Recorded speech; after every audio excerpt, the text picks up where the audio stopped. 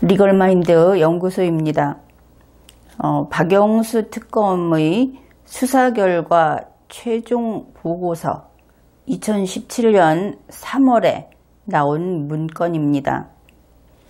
여기에 따르면 2017년 1월 4일 국회 국정조사특별위원회에서 조윤선 씨를 위증으로 특검에 고발을 했고, 그리고 그 고발을 접수하여 수사를 했고, 그 결과 유죄다 하고 판단을 하여 특검이 이 위증건을 기소하였습니다.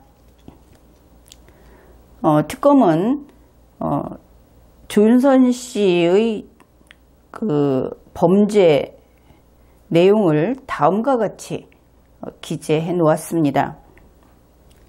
2016년 11월 30일경 국회 박근혜 정부의 최순실 등 민간인에 의한 국정농단 의혹 사건 진상 규명을 위한 국정조사 제1차 청문회에서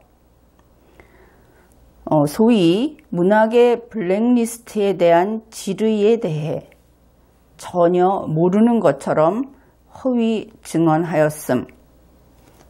따라서 조윤선 피고인이 된 거죠. 기소가 됐으니까 조윤선 씨를 국회에서의 증언 및 감정 등에 관한 법률 제14조 위증에 대한 조문입니다. 이 조문 위반이라는 죄명으로 기소하였습니다. 이 내용이 최종 보고서에 있는 것입니다. 그런데 조윤선 씨는 국회에서의 증언 및 감정 등에 관한 법률 제14조에서 규정하고 있는 위증의 행위를 할 수 없는 사람이었습니다. 이 위증죄는 신분범이죠. 즉 최소한 여기에서는 증인이었다고 하니까 조윤선 씨가 증인으로서의 신분을 가지고 있어야 합니다. 그러나 이번 회에 우리가 알아볼 내용인데 조윤선 씨에게는 증인이라는 신분이 없었습니다. 조윤선 씨는 증인이 아니었던 것이죠. 따라서 결론부터 이야기하면 박영수 특검이 신분범으로서 위증죄로 기소한 부분은 신분이 없는 자를 신분범으로 기소한 잘못된 기소였다. 따라서 애초에 특히 이 국회법에 의한 신분범은 국회의 고발이 유효한 것이어야 하겠죠. 친고죄에 해당되니까. 그런데 증인이 아닌 자를 위증죄로 고발한 이 국회의 고발 자체가 무효이고, 그 무효인 고발에 기초하여 박영수 특검이 했던 수사, 그리고 기소, 나아가 법원의 유죄 판결까지 모두 무효가 되는 사건이다 하는 내용을 이번에 함께 살펴보면서 밝히기로 하겠습니다.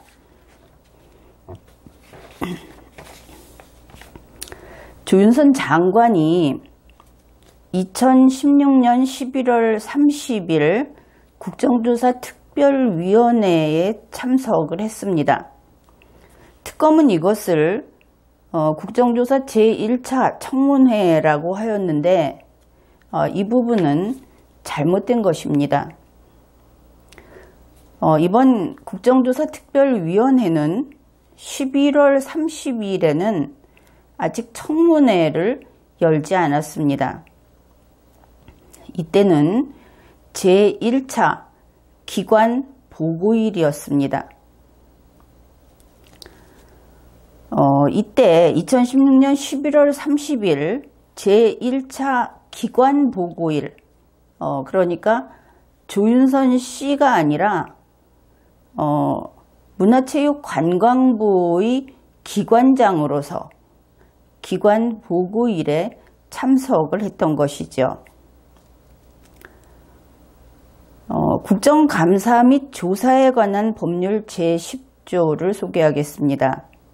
제10조의 조문명은 감사 또는 조사의 방법, 이렇게 되어 있습니다. 제10조 제1항입니다. 위원회는 이 경우에는 국정조사특별위원회가 되겠습니다. 이번 회에는 위원회는 감사 또는 조사를 위하여 그 의결로 감사 또는 조사와 관련된 보고 또는 서류 등의 제출을 관계인 또는 관계기관 기타에 요구하고 증인, 감정인, 참고인의 출석을 요구하고 검증을 행할 수 있다.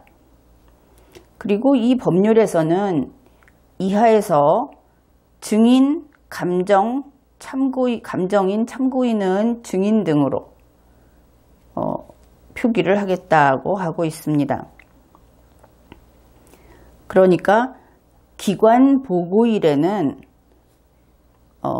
이때가 국정조사니까 국정조사와 관련된 보고를 그 기관에 요구한 것에 해당이 됩니다. 증인의 출석을 요구한 것이 아닌 것이죠. 그래서 국회 국정조사특별위원회는 문체부의 조윤선 장관에게 기관 보고를 요청했습니다. 그리고 이 11월 30일에 국회 국정조사특별위원회 조사록에 그 내용이 들어 있습니다. 조사록의 내용을 소개하죠. 김성태 위원장이 서두에 이렇게 이야기를 합니다. 각 기관별로 말씀드리면 문화체육관광부의 경우 최순실 등이 관여한 재단법인 미르와 재단법인 K스포츠 설립 과정에서의 특혜 여부에 대하여 진상 규명을 하려는 이러한 내용이 들어 있습니다. 그러니까 이때는 재단법인 미르와 K스포츠 설립 과정에 그 모금에 어떻게 관여가 되어 있는지 혹은 그 사실을 알고 있는지를 문화체육관광부의 장관에게 듣기 위하여 기관 보고를 요구했다 하는 내용이 국회 조사록에 있습니다. 그리고 이어서 조금 더 그 내용을 보겠습니다. 김성태 위원장, 문화체육관광부 장관 나오셔서 보고해 주시기 바랍니다. 분명히 보고라고 이야기를 했죠. 증언이라고 하지 않았습니다. 혹은 진술이라고 하지도 않았죠. 왜냐하면 증언과 진술은 자기 개인에 대한 사항을 표명하는 것입니다. 보고는 업무에 대해서 알리는 것이죠. 그 내용이 완전히 다른 것입니다. 그러자 문화체육관광부 장관 조윤선이 이렇게 이야기를 합니다. 김성태 위원장님, 그리고 국정조사특위위원 여러분, 오늘 문화체육관광부는 이번 사건과 관련된 부처 차원의 확인 결과와 후속 조치 계획을 보고드리고자 합니다. 따라서 조윤선 장관은 이날 조윤선 장관 개인의 기억을 밝히기 위해서 간 것이 아니라 문화체육관광부는 이라고 했죠. 그래서 문화체육관광부의 확인 결과 그리고 앞으로의 계획을 보고하러 간 것입니다. 다시 말해서 2016년 11월 30일 국정조사에서는 이날이 제1차 기관보고일입니다. 이날 조윤선 장관은 문화체육관광부의 기관보고를 한 것입니다. 그러면 조윤선 장관이 증인인가 하는 부분을 살펴보기로 하죠. 역시 2016년 11월 30일 국회 국정조사특별위원회 조사록의 내용입니다. 이때 조윤선 장관이 선서한 내용이 나옵니다. 물론 이 선서는 정부기관, 집행정부의 기관인 장관에게 국회에서 선서를 시키는 것은 잘못되었고 또 헌법에 위반된 것입니다. 그러나 여기에서는 그 부분은 논의하지 않기로 하겠습니다. 이 선서문은 국회가 준비해 놓은 양식입니다. 이것을 보고 국회의 지시대로 읽으면 되는 것이죠. 내용을 보겠습니다. 본인은 국회가 헌법 제61조, 국회법 제127조, 국정감사 및 조사에 관한 법률 제10조에 따라 박근혜 정부의 최순실 등 민간인에 의한 국정농단 의혹사건 진상규명을 위한 국정조사를 실시함에 있어 기관장으로서 성실하게 조사받을 것이며 또한 증인으로서 증언을 함에 있어서는 국회에서의 증언 감정 등에 관한 법률 제7조 및 제8조에 의하여 양심에 따라 숨김과 보탬이 없이 사실 그대로 말하고 만일 진술이나 서면 답변에 거짓이 있으면 위증의 벌을 받기로 맹서합니다. 2016년 11월 30일 문화체육관광부 장관 조윤선 이렇게 선서를 하였습니다. 이것은 국회가 제공한 선서문 양식이다 이렇게 이야기를 하였죠. 국회 실무지침 자료에 따르면 국정조사나 국정감사에서 이렇게 선서문을 사용하는 양식이 두 가지가 있습니다. 양식 1은 기관장용 선서문이고 양식 2는 증인용 선서문입니다. 구분이 되어 있죠. 그러면 양식 2가 증인용이라고 하니까 증인이 그 선서문을 읽겠죠. 지금 조윤선 장관이 읽은 것은 기관장용으로 양식 1에 해당됩니다. 문제는 이 선서문 속에 두 가지가 다 들어있다는 것이죠. 기관장으로서 성실히 조사받을 것이며 하는 부분은 말 그대로 기관장으로서의 선서입니다. 그런데 곧 이어서 또한 증인으로서 증언을 함에 있어서는 이라고 해서 증인으로서의 선서도 들어있는 것을 알 수 있죠.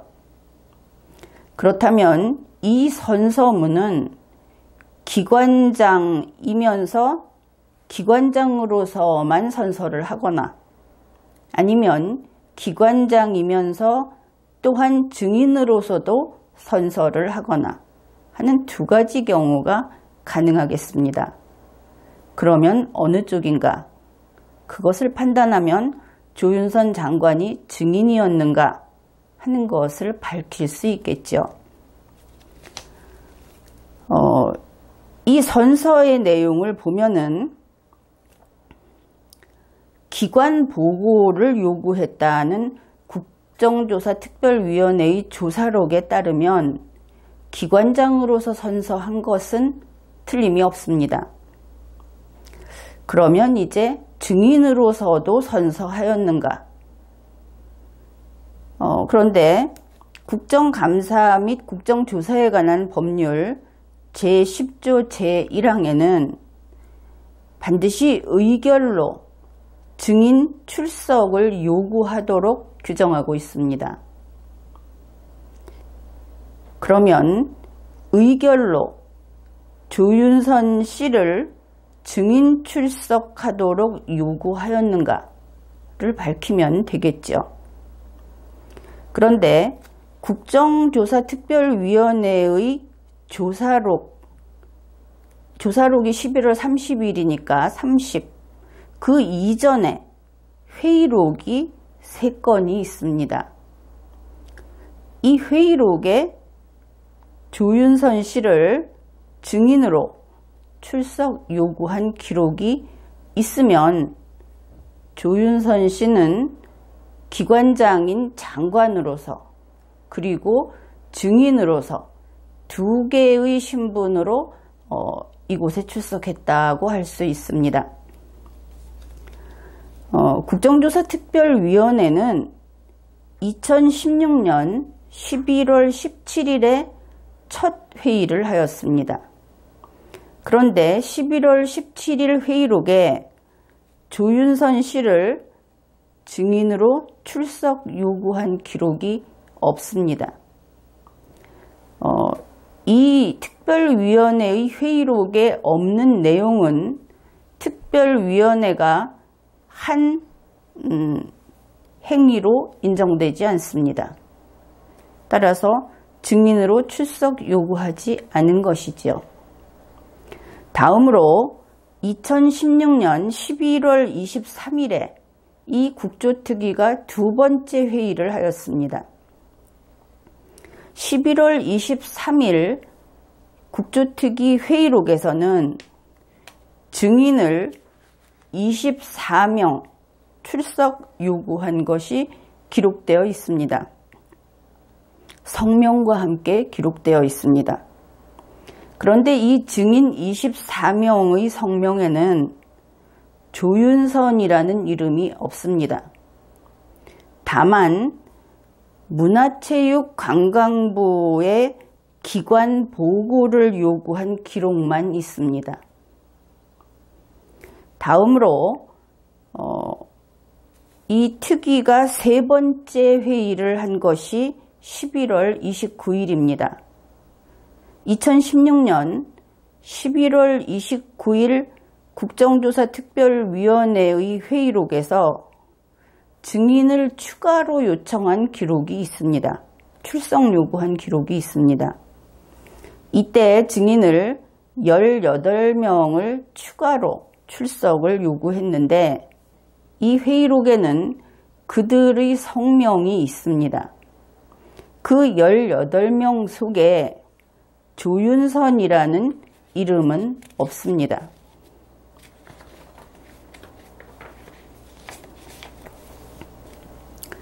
(11월 30일) 국조특위 조사록에서 이날 그 조윤선 장관이 기관 보고를 하러 출석한 날이죠. 김성태 위원장이 이렇게 이야기를 합니다. 오늘 제1차 기관 보고를 시작으로 본격적인 국정조사 활동에 들어가게 됩니다. 하고 이야기를 합니다.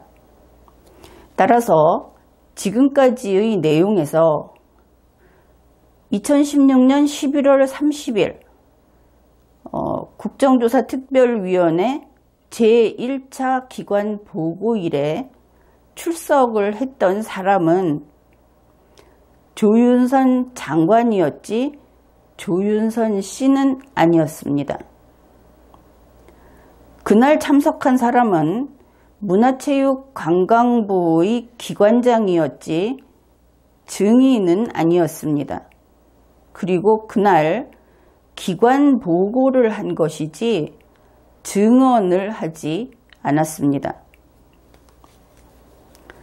국정감사 및 조사에 관한 법률 제10조 제1항의 내용은 위원회는 감사 또는 조사를 위하여 그 의결로 감사 또는 조사와 관련된 증인, 감정인, 참고인의 출석을 요구하고 검증을 행할 수 있다.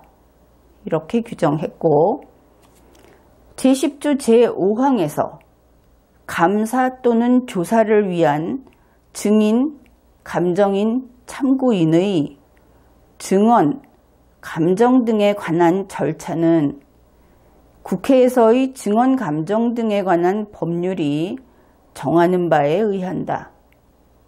이렇게 규정했습니다. 그러니까 국정감사 및 조사에 관한 법률에 따라 국정감사 및 조사를 행하되 그 가운데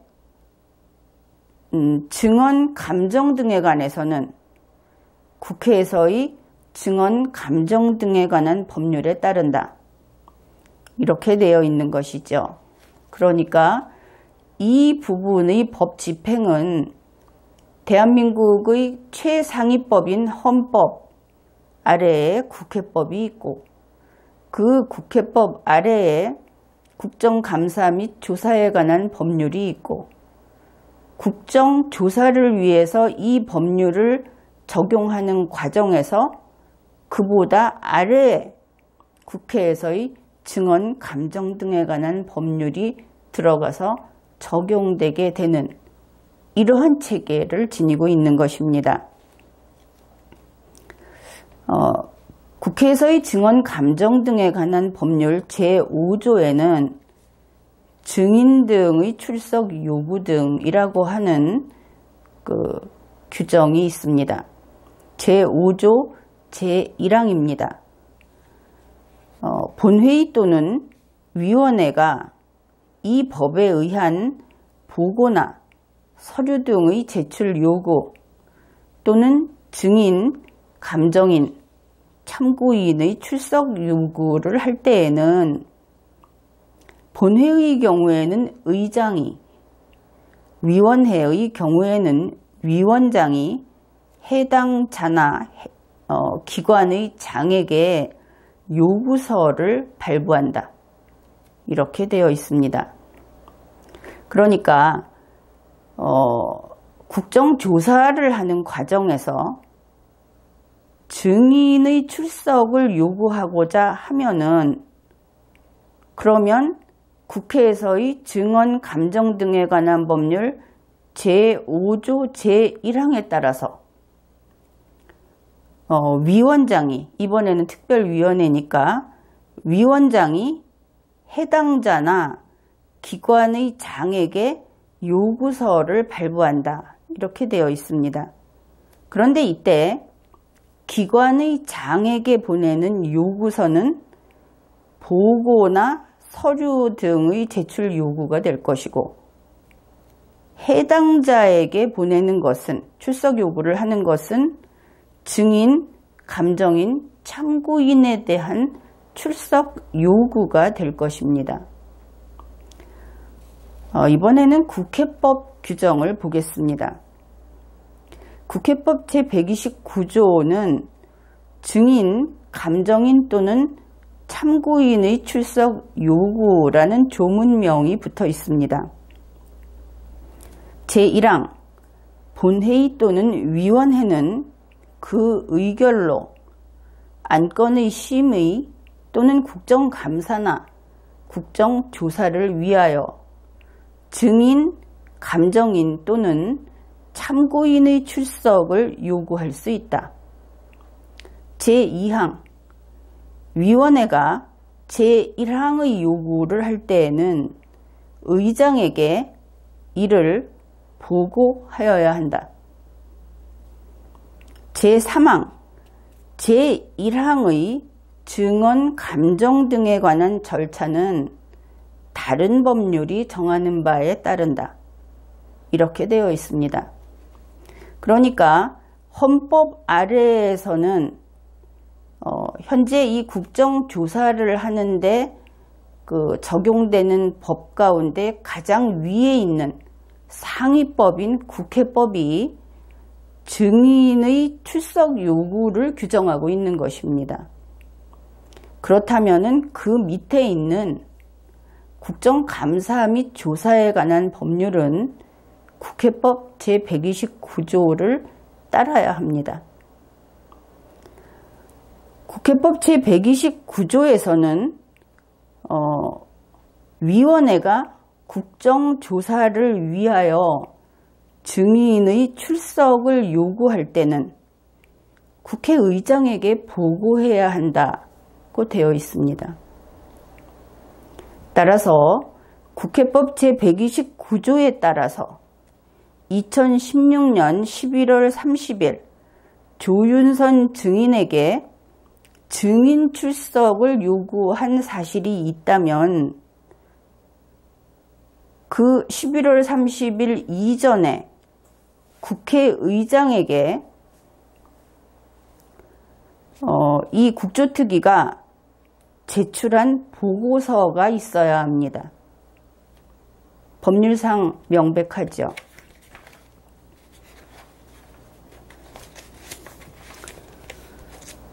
따라서 지금까지의 내용으로 보아 2016년 11월 30일 제1차 기관보고일, 국조특위의 제1차 기관보고일에 참석한 조윤선이라는 자연인은 증인 조윤선 씨가 아니라 문화체육관광부의 기관장인 장관으로서 참석했다 하는 것이 분명하죠.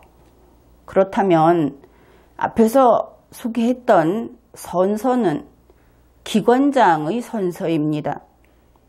조윤선 씨의 출석이 아니고 조윤선 씨라는 증인의 선서가 아니며 조윤선 장관의 출석이고 문화체육관광부 장관이라는 그 기관 보고를 위한 기관장의 선서인 것입니다. 그런데 국정조사특별위원회의 보고서에 따르면 이것은 그 특별위원회가 위원회 활동을 마치면서 국회에 제출한 보고서입니다. 이 보고서에 따르면 2017년 1월 3일자에 다음과 같은 내용이 있습니다. 2016년 11월 30일 조윤선 장관이 위증을 했다고 하여 박영수 특검이 고발을 요청해 왔으니까 우리 특위에서 국회에서의 증언 감정 등에 관한 법률 제14조 위반으로, 즉 위증으로 고발을 의결해야 하겠다.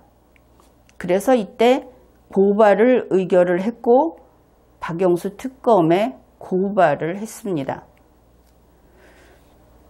이제 2017년 1월 3일 국정조사특별위원회의 회의록을 직접 살펴보기로 하겠습니다. 위원장 김성태, 위원님들에게 배부해드린 특검으로부터 접수된 공문의 사본을 다 받아보셨죠? 박영수 특검이 국회에 공문을 보냈습니다. 국회가 친고죄로서 그 국회에서의 위증을 한 사람을 고발할 수 있게 되어 있는데 박영수 특검이 고발하라는 공문을 보낸 것이죠. 이 부분이 위법하다 하는 것은 누차 이야기를 했고 또 기회를 봐서 더 자세히 다룰 예정이기도 합니다. 특검의 수사 과정에서 우리 국정조사특위 2016년 11월 30일 제1차 기관 보고에 출석한 문화체육부 장관 조윤선 전 문화체육부 차관 정관주, 2016년 12월 15일 제4차 청문회에 증인으로 출석한 전 문화체육관광부 장관 김종덕 등이 거짓 증언을 한 단서가 발견되었다는 것입니다. 박영수 특검이 국회에 이들이 거짓 증언을 한 단서가 발견되었다는 공문을 보냈다. 이런 것입니다. 김성태 위원장은 이에 따라 조윤선, 김종덕, 정관주 세 증인을 국회에서의 증언 감정 등에 관한 법률 제14조의 규정에 의한 위증의 죄로 고발하고자 합니다. 그래서 이 세 사람을 다 증인으로 취급을 했습니다. 정유섭 위원이 특별검사의 고발 요청에 대해서 새누리당 간사로서 새누리당 입장을 말씀드리겠습니다. 블랙리스트 수사는 일반 검찰에 맡기고 특검은 최순실 게이트에 집중해 주시기를 바랍니다. 이렇게 이야기하니까 장제원 위원이 정유섭 위원님께서는 사실은 당 지도부의 말씀을 간사로서 전하는 것 같습니다. 이 문학의 블랙리스트는 명백한 최순실 국정농단의 굉장히 핵심이라고 저는 생각을 합니다. 죄 중에서도 아주 죄질이 나쁜 죄입니다. 특별히 이 위증 고발 문제는 조윤선 장관이 청문회에 나와서 위증한 부분에 대한 고발입니다. 이 위증 고발은 특검에서 저희들에게 요구한 부분이니까 이것을 빨리 통과시켜야 된다고 생각합니다. 장제원 위원도 제1차 기관 보고일을 그저 청문회라고 이야기를 했습니다. 김성태 위원장이 11월 30일 날 우리 국조특위 가장 먼저 활동이 제1차 기관 보고를 통해서 당시 문화관광체육부를 비롯한 정부기관이었죠. 이렇게 이야기를 하고 특검은 그 신문의 결과를 가지고 조윤선 장관의 우리 특위에서의 청문회장에서 답변이 있었는데 그 답변이 위증 혐의에 대한 단서로 발견되었다는 겁니다. 특검은 수사를 해나가는 과정 속에서 그 내용이 바로 위증에 대한 단서로 발견되었다는 걸 우리 국조특위에 전달하고 증언 감정 등에 관한 법률 제15조 제1항에 의해서 고발을 공식 요청하는 겁니다.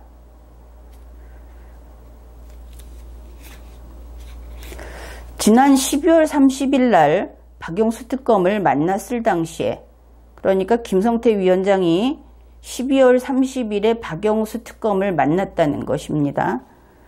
특검이 우리 국회에 요청한 사항이 있습니다.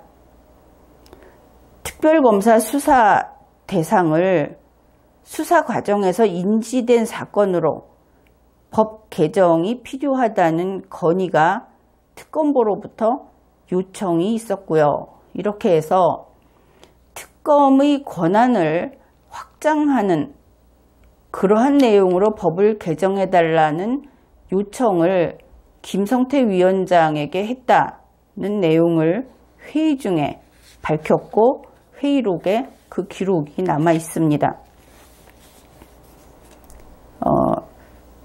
이때 이 고발을 특검에 하게 되면 특검법에 위반이 된다.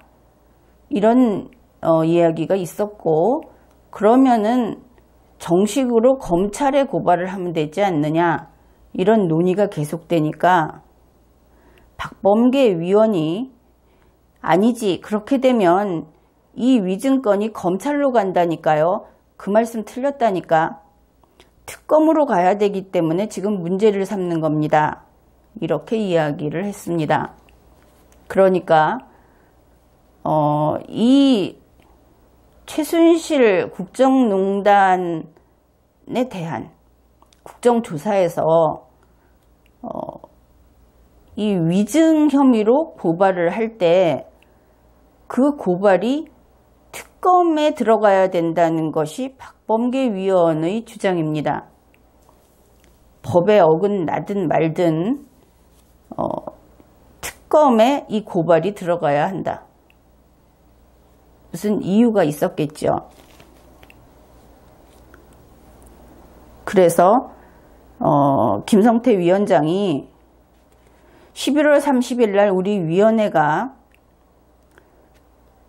신문을 했습니다.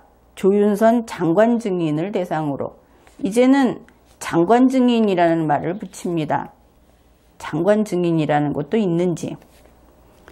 특검은 조윤선 장관이 청문회장에서 그런 답변을 했는데 그 답변을 자기네들이 조사해 보니까, 수사를 해보니까 이것은 국회에서 신문에 답변한 내용하고는 맞지가 않더라.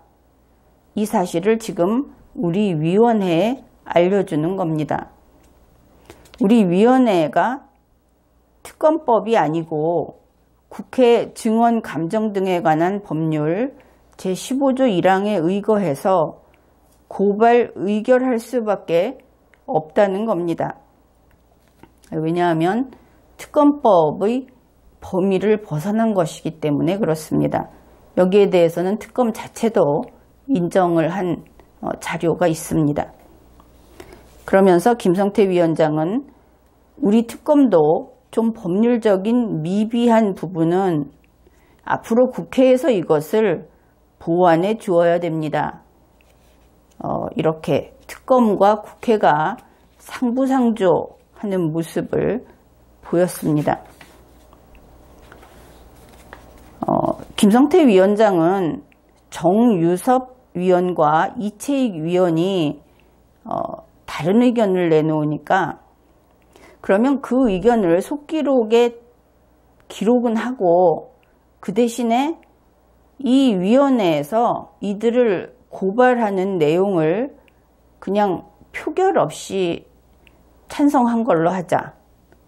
이렇게 이야기를 하고 또 하태경 의원이 결과는 어차피 똑같으니까 그렇게 하자 하고 맞장구를 쳤습니다.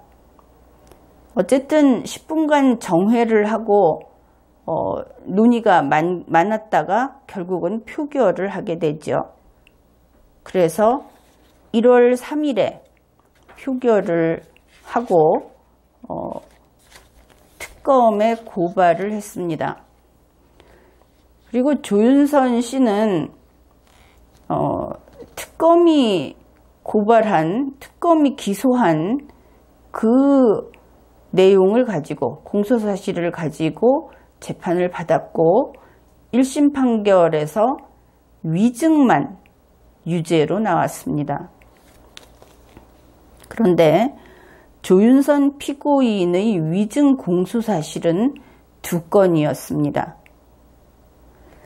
그 중에 하나는 9월 27일, 2016년 9월 27일 국회 교문위에서 국정감사입니다. 이번엔 조사가 아니라 국정감사에서 위증을 했다 하고 특검에 고발을 했고 그것을 박영수 특검이 기소했습니다. 이때도 12월 30일자로 박영수 특검이 고발 요청을 하는 공문을 먼저 보냈습니다. 이 내용은 리걸마인드 연구소의 다른 강의에서 다루었습니다. 그러나 그 고발은 부당하다 하는 것을 그 강의에서 밝혔고 9월 27일 교문위의 고발을 그러니까 9월 27일에 위증했다고 하는 교문위의 고발을 1월에 받아서 박영수 특검이 기소한 내용은 무죄가 되었어야 한다 하는 내용을 이미 다루었습니다.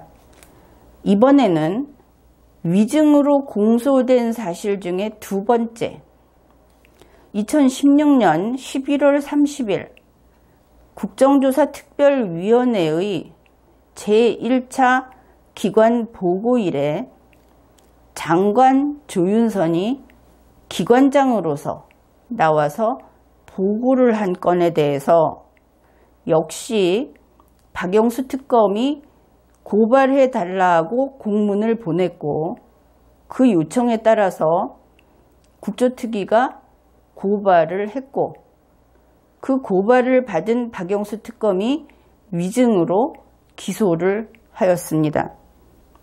그러나 오늘 살펴보았듯이 11월 30일 조윤선 장관은 증인으로서 그곳에 나간 것이 아니라 기관장으로서 기관 보고를 하러 나갔습니다. 또한 조윤선 장관을 증인으로서 출석 요구를 했다는 기록이 회의록에 전혀 없습니다. 그는 증인의 목록에 그 이름이 들어있지 않은 것입니다. 따라서 증인이 아닌 조윤선 장관에게는 증인으로서 위증을 했다는 혐의를 두면 잘못된 것입니다.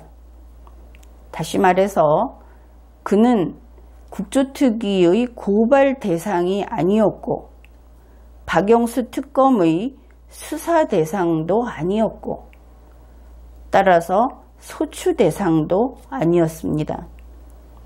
결국 이렇게 국회와 박영수 특검이 공조하여 법을 잘못 적용하였기 때문에 죄 없는, 지금 위증만 유죄로 나와 있으니까 죄 없는 국민이 위증 혐의로 재판을 받고 위증 유죄 판결을 받았습니다.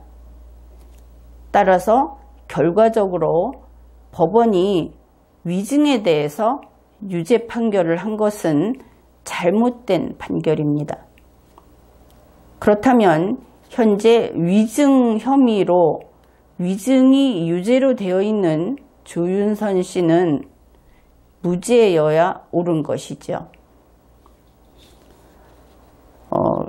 이렇게 법리상 분명하고 또 곳곳에 남아있는 국가 기록상 분명하지만 그러나 법원에서의 사법 절차는 주장하지 않으면 그 절차에 반영되지 않습니다. 조윤선 씨의 경우에 이렇게 현재 위증 유죄 부분이 이런 근거에 의해서 무죄다 하는 것은 조윤선 씨 자신과 그의 법정 대리인인 변호인이 법리에 따라서 아주 철저하게 주장하고 입증을 해야 하겠죠. 그래서 이번 회에는 조윤선 전 장관, 조윤선 피고인은 위증으로, 국회에서의 위증으로 유죄 판결을 받았는데 그는 무죄이다 하는 이야기를 하였습니다. 이번 회에는 여기까지 하겠습니다.